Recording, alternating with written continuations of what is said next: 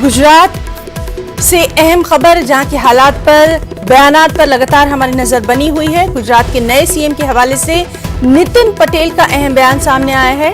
नितिन पटेल ने साफ तौर पर कहा कि वजीर आला यानी सीएम वो होना चाहिए जो मकबूल हो, तजुर्बेकार हो और सबको साथ लेकर चलता हो।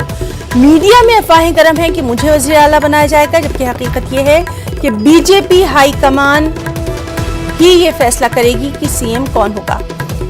काबिल गौर है कि नितिन पटेल सीएम की रेस में सरे फहरिस्त है। तो जिस तरह से लगातार गुजरात में हम देख रहे हैं कि सियासी हालात वहां पर बदल रहे हैं, नए सीएम के चेहरे को लेकर लगातार वहां पर मीटिंगों का दौर भी जारी है।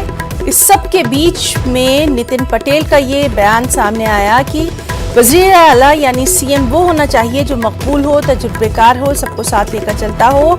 मीडिया में अफवाहें गर्म है कि मुझे वजीर आला बनाया जाएगा।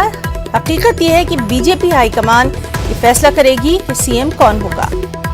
और ये तमाम बातें उन्होंने तब कही जबकि लगातार देखा जा रहा है कि नितिन पटेल का नाम सीएम की रेस में सरे फहरिस्त है।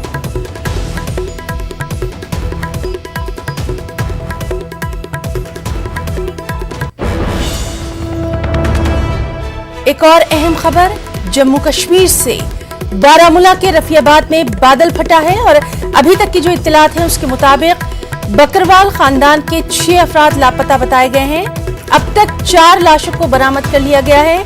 पुलिस, फौज और मकामी अवाम लाशों को निकालने में मसरूफ है। तो इस वक्त की एक और अहम खबर जम्मू कश्मीर से, बारामूला के रफियाबाद में बादल फटा है।